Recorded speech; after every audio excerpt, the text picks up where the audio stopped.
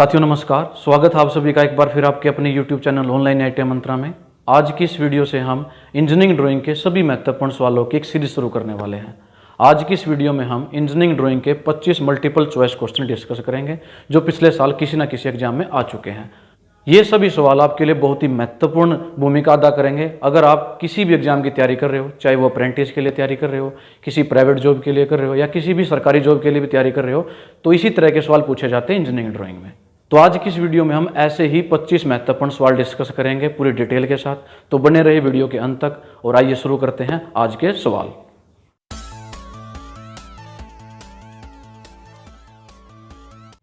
तो शुरू करते हैं पहले क्वेश्चन से।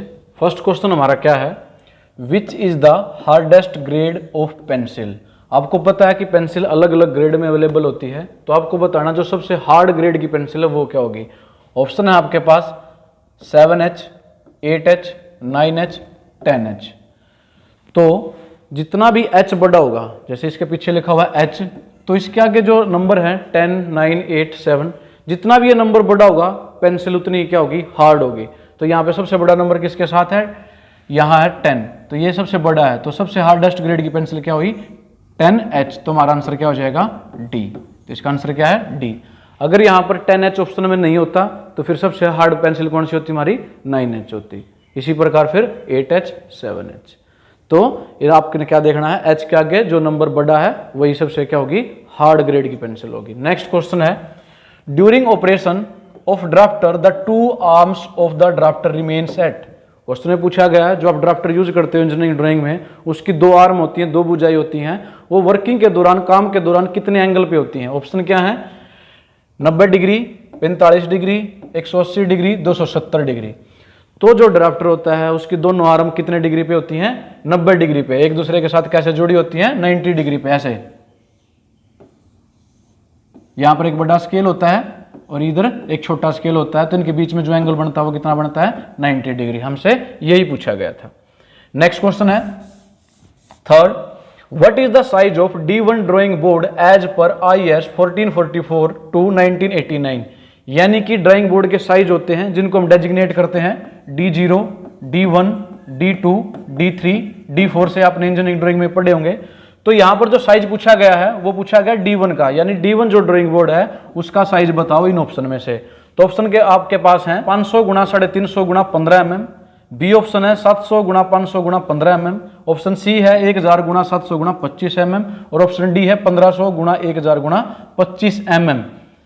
तो जो हमारे D1 ड्राइंग बोर्ड की डायमेंशन होती हैं वो होती हैं 1000 गुणा 700 गुणा 25 mm। तो इसका आंसर हो जाएगा सी। तो आपको सबकी डायमेंशन पता होनी चाहिए D0 से लेकर D4 तक। तो हमारी जो D0 की डायमेंशन होती है वो ये होती है 1500 गुणा 1000 गुणा 25। फिर उसके बाद D1 आता है, D1 की होती हैं जो ये 1000 है, ये ऐसे कैसे यहाँ जाता है 1000 गुणा 700 गुणा 25। फिर हमारी D2 की होती हैं, ये 700 शुरू होगा D2 हमारा, ये जो डायमेंशन 700 गुणा 500 गुणा 15 mm ये किसकी है, D2 की। और ये जो डायमेंशन है ये किसकी है, D3 की। तो हमारे से क्वेश्चन में पूछा गया D1 की, तो D1 क्या हमारा 1000 गुणा 700 गुणा 25। तो हमारा आंसर हो जाएगा सी। ये भी इंपॉर्टेंट क्वेश्चन है, कई बार आता है।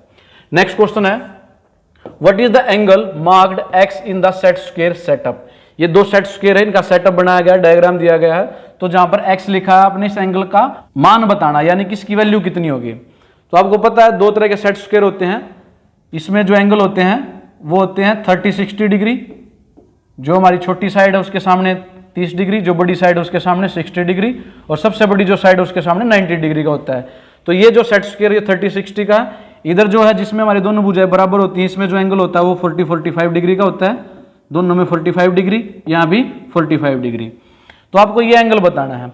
अब आपको पता है ये जो पूरा एंगल है वो कितना होगा, 180 डिग्री। 180 डिग्री में से हमें इसकी वैल्यू पता है कितनी है, 45 डिग्री। ये इसकी पता है वैल्यू ये कितनी है, 90 डिग्री। तो अगर हम इन दोनों को जोड़ के 180 में से माइनस कर दे तो हमारी वैल्यू क्या आ जाएगी, इसकी वैल्यू आ जाएगी जो कि x के बराबर है। तो 180 में से 90 गए तो 90, और फिर 90 में से 45 घटाएंगे तो क्या रह जाएगा, 45 डिग्री। यानी जो x की वैल्यू है वो कितनी है, 45 डिग्री है। ऑप्शन में देख लेते हैं, ऑप्शन है हमारे पास 45 डिग्री, 75 डिग्री, 105 डिग्री, 135 डिग्री। तो हमारा जो आंसर है वो कितना, 45 डिग्री, 45 डिग्री। तो हमारा आंसर क्या हो जाएगा, ए हो जाएगा। इस तरह के सवाल में अलग अलग टाइप के एंगल पूछे जा सकते हैं, तो इसके लिए आपको दोनों सेट स्क्वायर के एंगल पता होने चाहिए। नेक्स्ट क्वेश्चन पे चलते हैं। नेक्स्ट क्वेश्चन हमारा fifth, what is the size of A2 trimmed drawing sheet. इसमें पूछा गया है A2 जो ड्राइंग शीट होती है उसका साइज बताओ। जैसे ड्राइंग बोर्ड के साइज होते हैं ऐसे ड्राइंग शीट के भी होते हैं और उनको डेजिग्नेट हम A से करते हैं, तो इसके साइज हमारे A0 से शुरू होते हैं, A0, A1, A2, A3, A4, A5, इस प्रकार से ये साइज होते हैं, आपको सभी याद होने चाहिए। अभी इसमें क्वेश्चन पूछा गया है A2 के लिए, A2 का ट्रिम्ड साइज, तो इसकी ऑप्शन हमारे पास है 297 गुणा 420 mm, 420 गुणा 594 mm, 594 गुणा 841 mm, 841 गुणा 1189 mm। तो जो हमारे A2 का ट्रिम्ड साइज होता है वो होता है 420 गुणा 594। कितना होता है? 520 गुणा 594। तो हमारा आंसर हो जाएगा हमारा बी। तो ये सभी साइज आपको याद होने चाहिए। जो A0 का साइज होता है वो होता है 841 गुणा 1189, यहां से शुरू होता है फिर साइज, और इसको फिर हम हाफ हाफ करते चलते हैं। ये मैं पूरी डिटेल में समझा चुका जब ये चैप्टर समझाया था। नेक्स्ट क्वेश्चन है, which one of the following compass is used to draw small remains.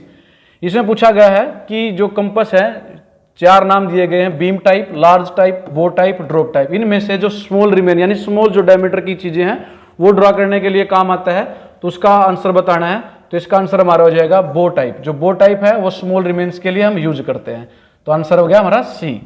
Next question है, parallel lines can be drone with the help of, यानी कि जो समांतर रेखाएं हैं नीचे दिए गए इंस्ट्रूमेंट में से किसका प्रयोग करते हैं हम समांतर लाइन खींचने के लिए। ऑप्शन हमारी mini drafter, T square, pair of set square, और डी है ऑल ऑफ दीज। तो इसका आंसर हो जाएगा all of these, D. Answer क्या होगा? डी, क्योंकि हम मिनी ड्राफ्टर से भी पैरेलल लाइन लगा सकते हैं, टी स्क्वायर से भी पैरेलल लाइन लगाई जा सकती है, और पेयर ऑफ सेट स्क्वायर से भी पैरेलल लाइन लगाई जा सकती है। तो तीनों का ही प्रयोग करते हैं हम पैरेलल लाइन लगाने के लिए, समांतर लाइन खींचने के लिए। तो इसका आंसर हो जाएगा डी। नेक्स्ट है, name the triangle if all of its side and angle are not equal, यानी कि आपने एक ट्राइंगल का नाम, त्रिभुज का नाम जिसकी कोई भी साइड और कोई भी एंगल बराबर ना हो, यानी कि उस त्रिभुज का नाम बताना है जिसकी कोई साइड और कोई एंगल बराबर ना हो। तो इसके ऑप्शन हमारी scalene triangle, isosceles triangle, acute angle triangle, obtuse angle triangle, चार ऑप्शन है। तो आपको पता है स्केलिन ट्राइंगल होती है, इसमें ना तो कोई साइड बराबर होती है और ना ही कोई एंगल बराबर होता। तो हमारा आंसर क्या हो जाएगा? ए हो जाएगा स्केलिन ट्राइंगल। हिंदी में इसको बोलते हैं विषम बाहु त्रिभुज, यानी जिसकी कोई भी भुजा बराबर ना हो। आइसोस्केलिस, जिसकी दो भुजाएं बराबर होती है उसको आइसोस्केलिस कहते हैं। ऑब्ट्यूस एंगल ट्राइंगल, जिसका एक एंगल 90 डिग्री से ज्यादा होता है उसको ऑब्ट्यूस एंगल ट्राइंगल कहते हैं। और एक्यूट एंगल ट्राइंगल उसे कहते हैं जिसके तीनों कोण 90 डिग्री से कम के हों। इसको भी हम चैप्टर में डिटेल से कर चुके हैं टाइप्स ऑफ ट्रायंगल में। नेक्स्ट क्वेश्चन है, ninth question, what is the name of quadrilateral. ये आपको क्वाड्रिलेटरल दी गई है, इसका नाम बताना है। अलग अलग तरह की क्वाड्रिलेटरल होती हैं। इसमें है क्या, जो हमारी ए बी और सी डी ये भुजा क्या पैरेलल है लेकिन बराबर नहीं है। इसी प्रकार ये जो बी सी और ए डी है ये क्या है, एक दूसरे के पैरेलल नहीं है। तो इसका नाम बताना है। तो ऑप्शन हमारे पास है रोम्बस, ट्रेपीजॉइड, ट्रेपीजियम और पैरेललोग्राम। पैरेललोग्राम ऑप्शन में नहीं हो सकता क्योंकि उसमें आमने सामने की सभी भुजाएं बराबर होती हैं, और रोम्बस भी ऑप्शन में नहीं हो सकता, इसकी भी आमने सामने की सारी भुजाएं पैरेलल होती हैं। अब हमारे पास दो ऑप्शन में ट्रेपीजॉइड और ट्रेपीजियम।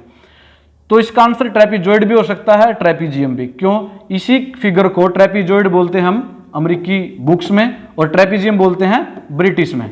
तो हम ज्यादातर ब्रिटिश ही यूज करते हैं, इसलिए हम आंसर किस पे टिक करेंगे? सी पे करेंगे, यानी जो फिगर है किसकी है? ट्रेपीजियम की है। तो आप ट्रेपीजियम के साथ जाओगे, तो हमारा आंसर हो जाएगा सी। नेक्स्ट क्वेश्चन है 10th, what is the name of the part of a circle और area bounded by an arc and a कोड। यानी कि आपको एक सर्कल दिया गया है, उसमें पूछा गया है कि सर्कल के उस पार्ट का एरिया का नाम बताओ जो आर्क और कोड के बीच में हो। कोड क्या होती है? सर्कल पे जब किन्हीं दो पॉइंटों को मिला देते किसी भी लाइन से, जैसे ए और बी, ये दो बिंदु थे, हमने मिला दिया, एक लाइन बन गई ए बी। तो ये जो लाइन है जो सेंटर से पास नहीं होती उसको क्या बोलते हैं? कोड बोलते हैं। और ये जो इधर है ये क्या हमारी आर्क है। तो इसके बीच के जो एरिया को हम क्या कहते हैं? इस एरिया को कहा जाता है सेगमेंट। क्या कहा जाता है? सेगमेंट। तो आंसर हमारा हो जाएगा बी। ऑप्शन थी हमारे पास sector, segment, semi circle, arc of the circle. तो हमारा आंसर होगा बी। आर्क और कोड के बीच के एरिया को हम बोलते हैं सेगमेंट। इधर हमारा छोटा सेगमेंट है, इसको बोलते हैं माइनर सेगमेंट। इधर भी क्या है, ये भी क्या है? सेगमेंट है, लेकिन इसको हम बोल सकते हैं मेजर सेगमेंट। यानी हमारी जो कोड है, इसके इधर भी सेगमेंट है, इधर भी सेगमेंट। जहां छोटा साइड है वहां पर उसको बोलते हैं माइनर सेगमेंट, और जो बड़ा एरिया है उसको बोलते हैं मेजर सेगमेंट। ठीक है, तो हमारा आंसर हो जाएगा बी। नेक्स्ट क्वेश्चन पे चलते हैं। What is the sum of the angle of a triangle? Very simple question. त्रिभुज के तीनों कोणों का जोड़ क्या होता है? ऑप्शन आपके पास 120 डिग्री, 140 डिग्री, 160 डिग्री, 180 डिग्री। तो आपको पता है ट्रायंगल के जो तीनों कोण होते हैं इन तीनों का जोड़ कितना होता है? 180 डिग्री। तो आंसर हो जाएगा हमारा डी। नेक्स्ट चलते हैं। The projection in isometric view are. Isometric projection में जो व्यू होता है वो कैसा होता है? कन्वर्जिंग होता है, डाइवर्जिंग होता है, parallel to the plane of projection होता है, perpendicular to the plane of projection होता है। इनमें से बताना जो आइसोमेट्रिक व्यू होता है, जो हमारी रे ऑफ साइट निकलती हैं वो किस प्रकार की होती हैं? तो इसका आंसर हो जाएगा डाइवर्जिंग। वो कैसी होती हैं? डाइवर्जिंग होती हैं। तो हमारा आंसर हो जाएगा सी। आइसोमेट्रिक व्यू में जो प्रोजेक्शन होते हैं वो कैसे होते हैं? डाइवर्जिंग होते हैं। नेक्स्ट क्वेश्चन है, what is the style of A lettering? ये लिख के बताई गई है आपको, लेटर्स लिखे गए हैं, इसमें स्टाइल का नाम बताना। ऑप्शन हमारी है टेक्स्ट स्टाइल, इटैलिक, गोथिक और रोमन।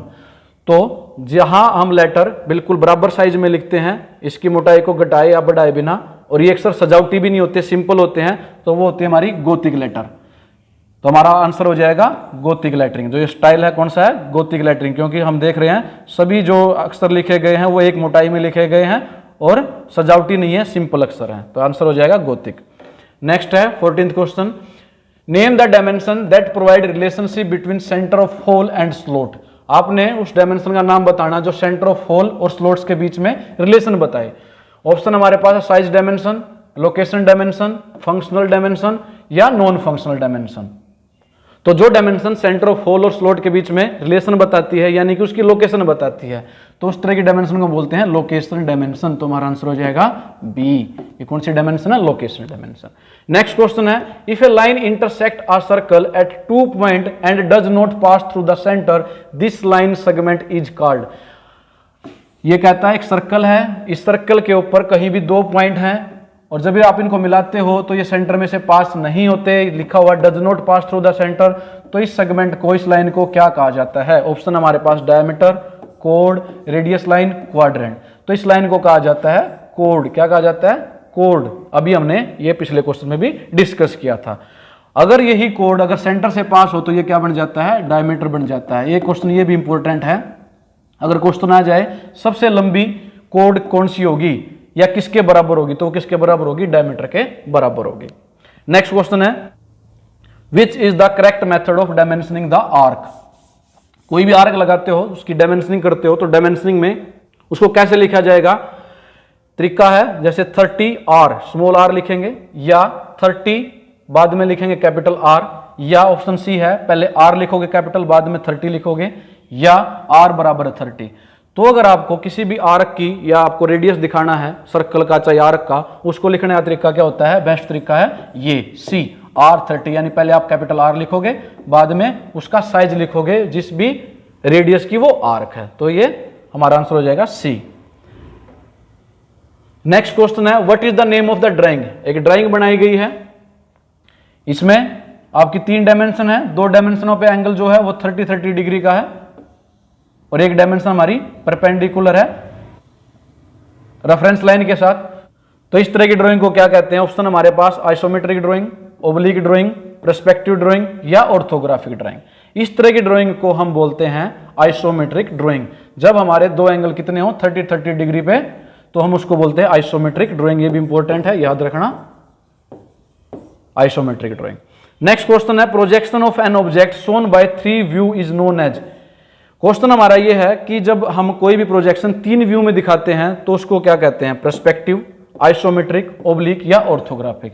तो आपको पता है कि हम जो मल्टीपल व्यू बनाते हैं वो किस में बनाते हैं? ऑर्थोग्राफिक में। किसी भी डायग्राम को, किसी भी ऑब्जेक्ट को जब मल्टीपल व्यू में हम दिखाते हैं तो उसको कहा जाता है ऑर्थोग्राफिक प्रोजेक्शन। तो हमारा आंसर हो जाएगा डी।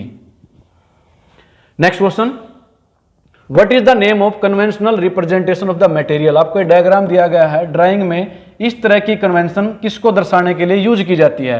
ऑप्शन है आपके पास steel, bronze, rubber, cast iron. तो अगर आपने ये कन्वेंशन यूज किया, सिंबल यूज किया है, ये किसके लिए प्रयोग की जाती है? रबर के लिए प्रयोग की जाती है। तो हमारा आंसर हो जाएगा सी।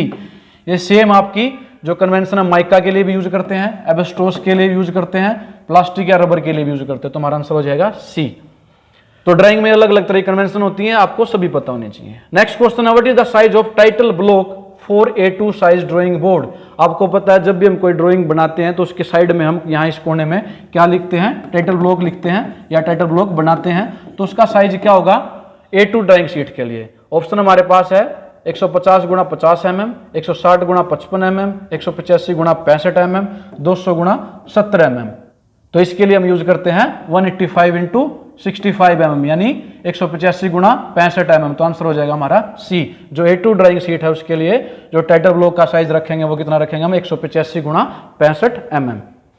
Next question, are drawing instrument set usually contain all of the following. यानी कि जो ड्राइंग इंस्ट्रूमेंट सेट होता है उसमें क्या क्या चीजें इन्वॉल्व होती हैं, बो, कंपस, स्केल, डिवाइडर या ऑल ऑफ दीज। यस, जो ड्राइंग इंस्ट्रूमेंट का सेट होता है उसमें ये सारी चीजें इंक्लूड होती हैं, तो आंसर हमारा हो जाएगा all of these. Next question है, what is the name of electrical symbol. आपके सामने एक सिंबल दिया गया है, इस इलेक्ट्रिकल सिंबल का आपने नाम बताना है। ऑप्शन आपके पास है ICTP switch, ICDP switch, two way switch या इंटरमीडिएट स्विच। इस स्विच का नाम बताओ। तो इलेक्ट्रिकल में इस तरह के सिंबल को हम यूज करते हैं इंटरमीडिएट स्विच के लिए। किसके लिए? Intermediate switch. तुम्हारा आंसर क्या हो जाएगा, डी। नेक्स्ट क्वेश्चन, नेक्स्ट हमारा क्वेश्चन है 23, नेम द सिंबल। आपको एक सिंबल दिया गया, इसका नाम बताना है। ऑप्शन हमारे पास है रजिस्टर फिक्स्ड, कैपेसिटर फिक्स्ड या रजिस्टर वेरिएबल या लाइटनिंग अरेस्टर। तो ये जो सिंबल है ये किसका है, रजिस्टर वेरिएबल का। वेरिएबल का मतलब जो वेरी करता है। तो ये जो बीच में ऐसे लगाया गया एरो ये वेरिएबल का ही निशान है और ये बीच में जो सिंबल है रजिस्टर का है। तो हमारा आंसर हो जाएगा सी, रजिस्टर वेरिएबल। नेक्स्ट क्वेश्चन है, the type of pictorial projection generally used by the architect is. ये पूछ रहा है कि जो आर्किटेक्ट यूज करते हैं वो कौन सा प्रोजेक्शन यूज करते हैं, ऑर्थोग्राफिक, ओब्लिक, पर्सपेक्टिव या आइसोमेट्रिक। तो जो आर्किटेक्ट यूज करते हैं अपने ड्राइंग में वो यूज करते हैं पर्सपेक्टिव प्रोजेक्शन, क्योंकि पर्सपेक्टिव प्रोजेक्शन में उसी तरह से ड्राइंग बनाई जाती है जिस प्रकार से हम रियलिटी में या आंखों के द्वारा देखते हैं। तो आर्किटेक्ट यूज करते हैं हमारी पर्सपेक्टिव ड्राइंग। तो हमारा आंसर हो जाएगा सी। अब लास्ट क्वेश्चन हमारा, what is the name of electronic symbol. ये इलेक्ट्रॉनिक सिंबल आपको दिया गया, इसका नाम बताना है। ऑप्शन हमारे पास LED, डायोड, टनल डायोड या वरेक्टर डायोड। तो हमें पता है जो ये सिंबल है तो डायोड का, लेकिन कौन से टाइप का डायोड है, तो इसका आंसर हो जाएगा वरेक्टर डायोड। अगर ये सिंबल इस प्रकार से बना रखा है तो वो किसका है, वरेक्टर डायोड का। तुम्हारा आंसर हो जाएगा डी। तो साथियों ये थे हमारे 25 इंपॉर्टेंट क्वेश्चन जो पिछले एग्जाम में आए हुए थे। उम्मीद आप सभी को ये समझ में आए होंगे अच्छी तरह से। अगर आप लोगों को वीडियो पसंद आए तो प्लीज वीडियो को लाइक करना ना भूलें और अपने दूसरे साथियों के साथ भी इस वीडियो को शेयर करें। धन्यवाद आप सभी का वीडियो देखने के लिए। जल्द ही मिलेंगे अगली वीडियो के साथ और उसमें भी हम अगले 25 इंपॉर्टेंट क्वेश्चन डिस्कस करेंगे। जय हिंद।